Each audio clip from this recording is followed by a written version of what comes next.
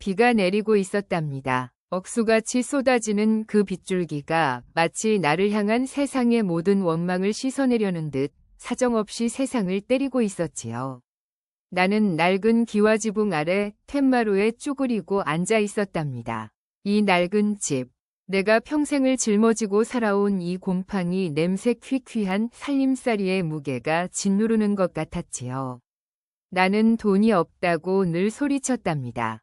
벼가 부러지도록 일해도 손에 쥐어지는 것은 쌀 한 줌이 전부였는데 웬 사람들이 그리도 내 사정을 모르는 척하는지 모르겠더라고요. 특히 그 빌어먹을 빚쟁이들이 찾아와 쾅쾅 문 두드리던 날이 생생하지요. 내게는 이 집 한 칸이 전부였는데 그것마저 풍비박산 내놓으라고 아우성이었답니다. 며느리는 끙끙 앓았고 손주 녀석은 굶주림에 눈빛이 초롱초롱하지 못했지요. 그런데도 나는 늘 내 고집만 부렸답니다. 돈을 아끼고 또 아껴야 한다고, 한 푼이라도 더 모아서 이 꼴을 면해야 한다고 말이에요. 그게 사랑이라고 믿었지요. 하지만 속 깊은 곳에서는 늘 남 탓을 하고 있었답니다. 저 사람들이 나를 이렇게 만들었다. 하늘이 나를 버렸다. 그런 생각뿐이었어요.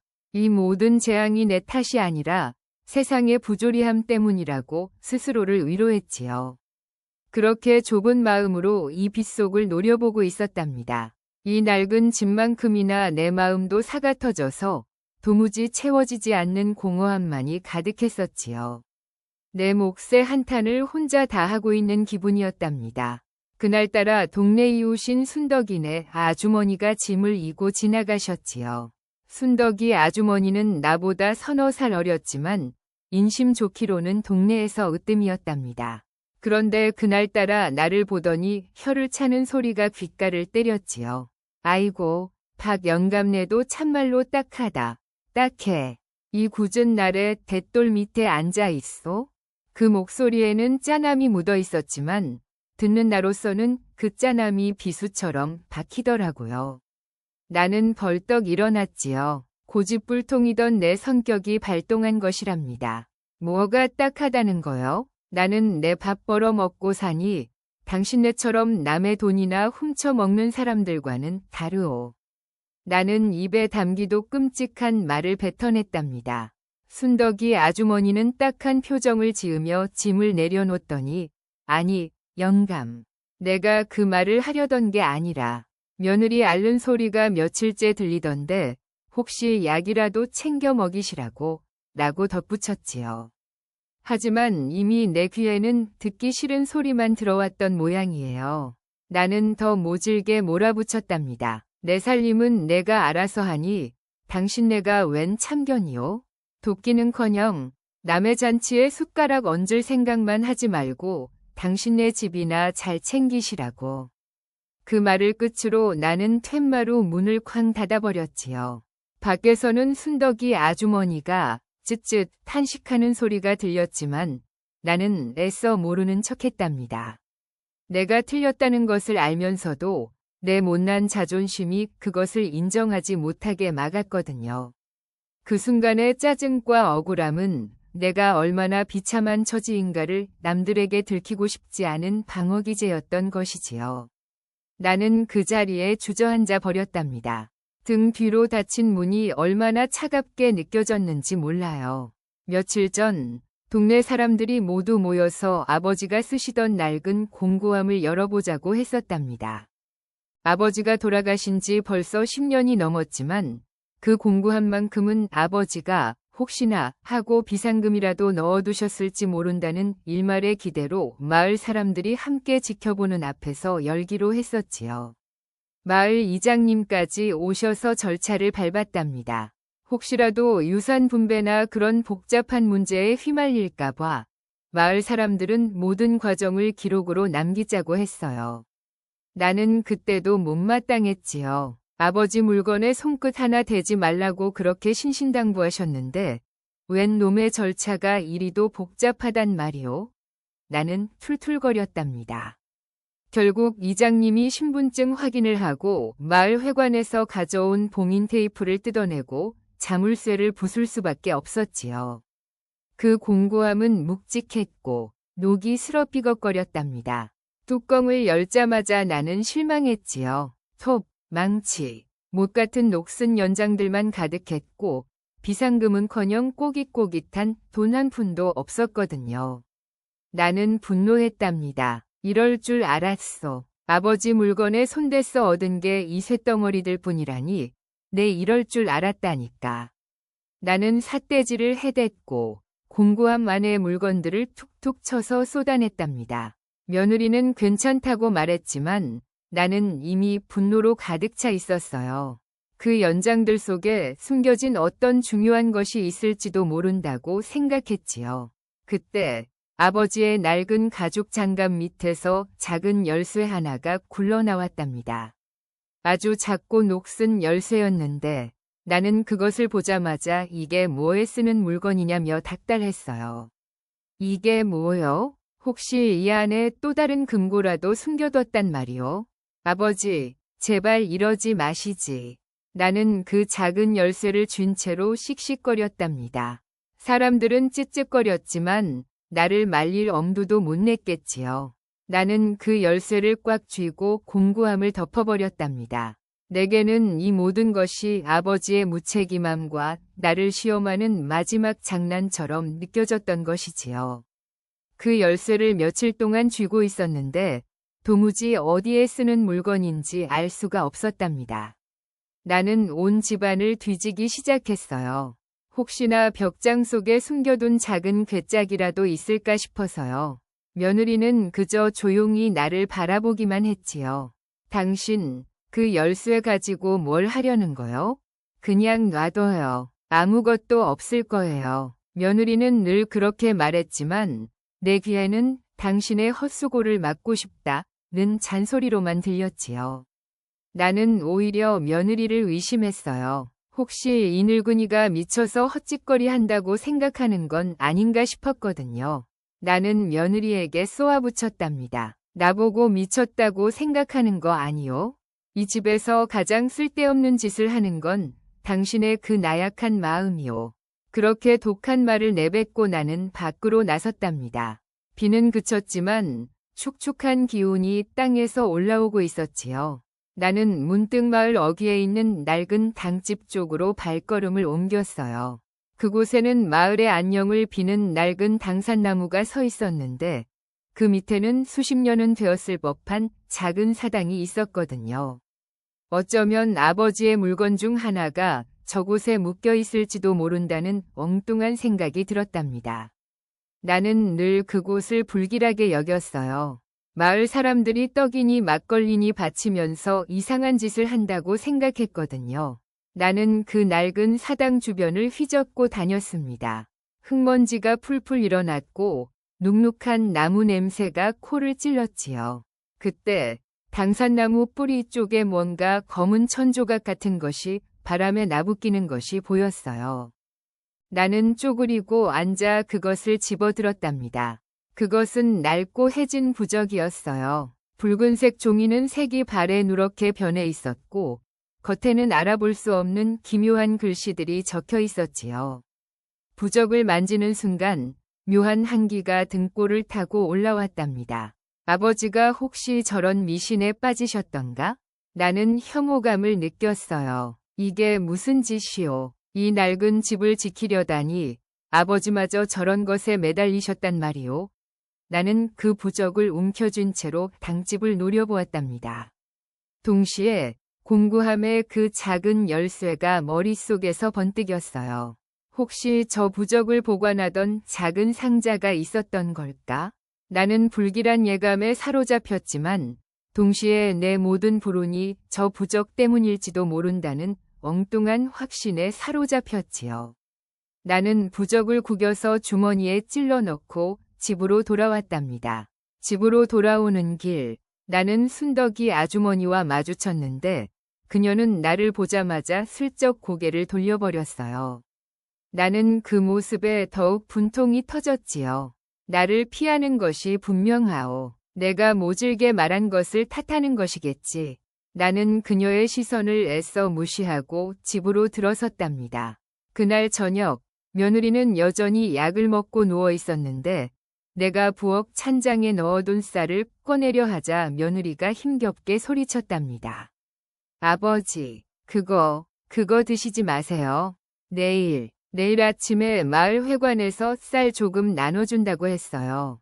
그것 때문에 제가 오늘 이 약을 먹고 잠시 쉬는 중이에요. 나는 그 말을 듣고도 쉽게 납득이 가지 않았어요.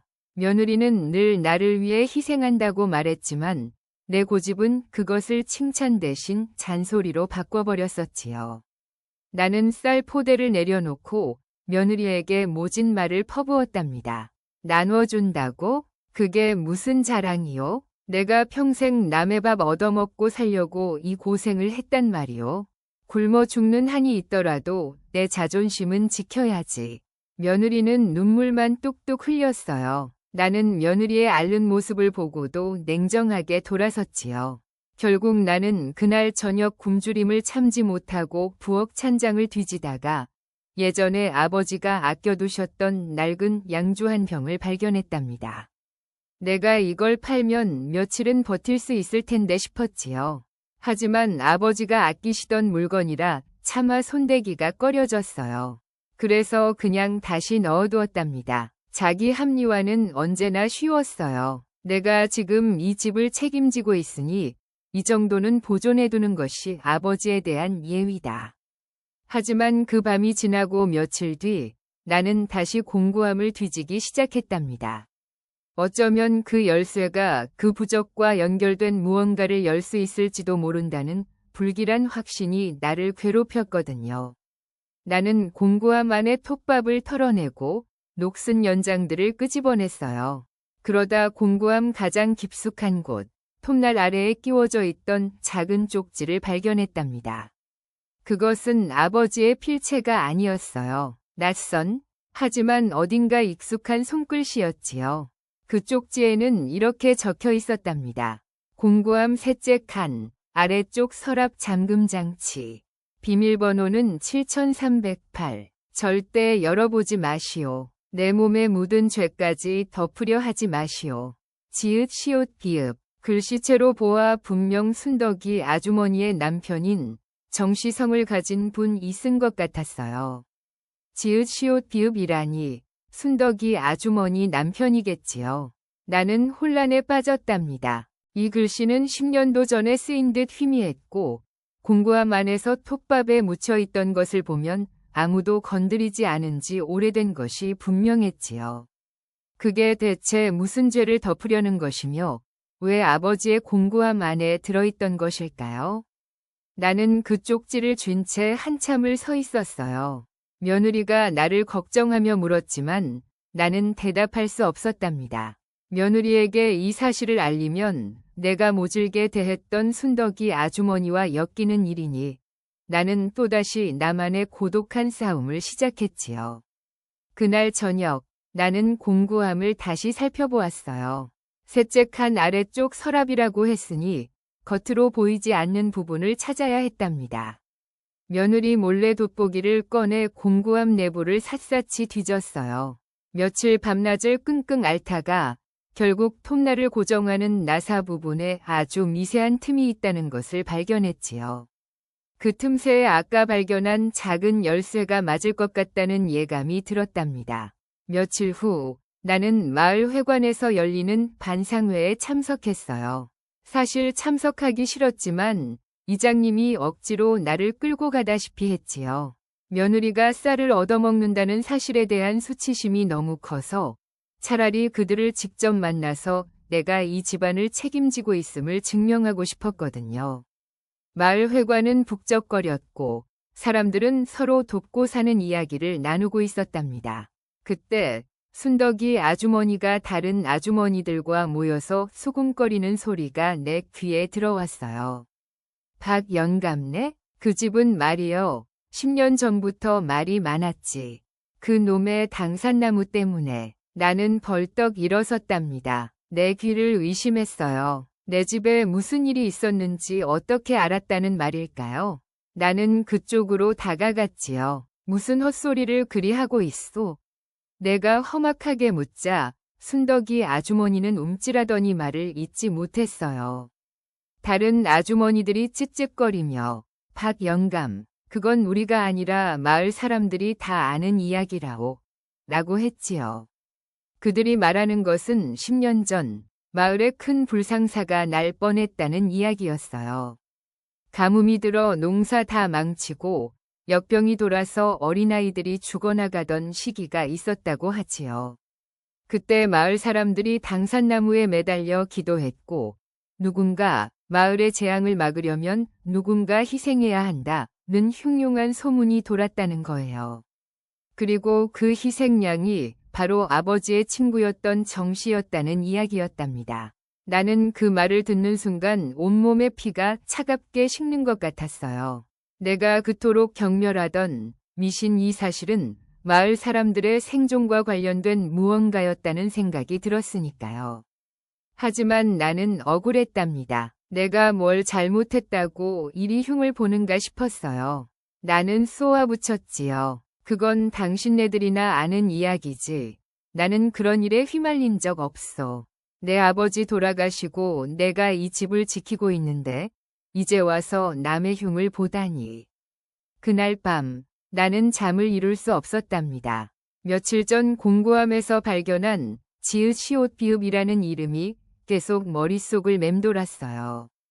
그 글씨, 그리고 순덕이 아주머니 남편의 이름, 그리고 당산나무 주변에서 발견한 낡은 부적. 모든 것이 연결되는 듯한 섬뜩한 기분이 들었지요. 나는 이 모든 것이 얽혀 있다는 것을 직감하고 다음 날 아침 해가 뜨기도 전에 순덕이 아주머니 댁으로 향했답니다. 비는 다시 내리기 시작했어요. 하늘이 내 죄를 씻어주려는 듯 아니면 내 죄를 씻어낼 수 없다고 절규하는 듯 거세게 몰아쳤지요.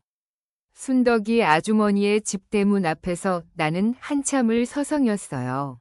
내가 이웃에게 모질게 대했던 기억, 돈 없다고 툴툴거렸던 기억, 며느리에게 독서를 퍼부었던 기억들이 파도처럼 밀려왔답니다. 나는 덜덜 떨리는 손으로 문을 두드렸어요. 순덕이 아주머니가 문을 열고 나왔을 때 그녀는 나를 보고 깜짝 놀라더군요. 박 영감님, 웬일이세요? 이 비 오는 날에요? 그녀의 얼굴에는 여전히 근심이 가득했답니다. 나는 숨을 크게 들이마셨어요. 내뱉을 말이 너무나 많았지만 목소리는 나오지 않았지요. 순덕이 아주머니, 제가 며칠 전에 당집 근처에서 낡은 부적을 하나 주었답니다. 나는 주머니에서 구겨진 부적을 꺼내 그녀에게 내밀었지요. 부적을 본 순덕이 아주머니의 얼굴이 사색이 되는 것을 나는 놓치지 않았어요. 그녀는 부적을 받아 들고는 눈물을 글썽이며 고개를 떨구었답니다. 아이고, 그걸. 그녀는 말을 잇지 못하고 부적을 꽉 쥐었지요. 나는 절박하게 물었답니다. 이게 무엇입니까? 대체 아버지와 이게 무슨 관계가 있단 말이에요? 제발 다 말씀해 주세요. 나는 그녀의 팔을 잡았어요. 내 손이 너무 세서 그녀가 아파할 정도였답니다. 나는 이 모든 오해를 풀어야 했어요. 내 좁은 소견으로 남을 모욕하고 내 인생의 짐을 남에게 떠넘기려 했던 내 못난 마음을 고백해야만 했으니까요. 순덕이 아주머니는 나를 이끌고 당집 쪽으로 걸어갔답니다. 비는 여전히 내리고 있었지만 이상하게도 그 빗소리가 웅장하게 들렸어요. 당산나무 아래 그 낡은 사당 앞에 섰을 때 순덕이 아주머니는 부적을 소중하게 나무 밑동에 내려놓았지요. 영감님, 이게 바로 우리 마을의 빚이랍니다. 그녀는 흐느끼며 말하기 시작했어요. 10년 전 가뭄과 역병이 돌았을 때 마을 사람들이 절박한 마음에 당산나무 10년께 매달렸다고 해요. 그때 마을 원로들이 꿈을 꾸었는데 마을의 흉기를 막으려면 죄 없는 자 하나가 짊어져야 한다는 계시를 받았다는 것이지요. 그리고 그 희생자는 바로 마을 사람들을 살리기 위해 스스로 자신의 죄를 뒤집어 쓰기로 한 순덕이 아주머니의 남편 정씨였다는 것이랍니다. 정씨는 평소 성품이 좋았지만 사실은 과거의 큰 실수로 인해 마을 사람들에게 씻을 수 없는 빚을 진 상태였대요. 그 빚은 돈으로 갚을 수 없는 명예와 관련된 빚이었던 것이지요. 마을 사람들이 그를 희생양으로 삼기로 했을 때 아버지는 그 빚을 대신 짊어지려 했었답니다. 아버지가 워낙 성품이 곧고 마을 사람들의 존경을 받았으니 아버지에게 부탁하면 마을 전체가 평안해질 것이라고 믿었기 때문이지요. 아버지는 거절했지만 정 씨가 자신의 죄를 씻을 유일한 기회라며 강력하게 주장했고 결국 아버지는 정 씨를 대신하여 마을의 재앙을 막는 금기를 짊어지기로 약속했답니다. 그 금기가 바로 저 부적이었어요. 아버지는 그 부적을 지니고 있는 동안 자신이 죄를 짓는 모든 일에 대해 영혼의 징벌을 받는다는 무서운 약속을 했었지요. 그 징벌이 바로 가난과 고립이었답니다. 아버지는 그 후로 사업에 계속 실패했고 집안은 점점 쪼들렸으며 사람들은 아버지가 왠지 모르게 재수없는 일을 몰고 다닌다고 수군거렸던 거예요. 아버지는 그 모든 것을 묵묵히 감수하셨던 것이지요. 순덕이 아주머니는 말을 이어갔어요. 그 부적은 아버님이 사실 때 이것을 풀면 마을에 더 큰 재앙이 온다. 평생 동안 이 짐을 지고 가야 한다고 해서 아버지께서 평생 간직하셨던 거예요. 영감님이 그 부적을 주우셨을 때 저는 영감님이 그 짐을 풀고 마을을 또다시 위기에 빠뜨릴까봐 얼마나 무서웠는지 몰라요. 그래서 영감님을 피했던 겁니다. 내가 공고함에서 발견했던 쪽지는 정 씨가 아버지에게 남긴 마지막 경고였던 것이지요. 내 몸에 묻은 죄까지 덮으려 하지 마시오.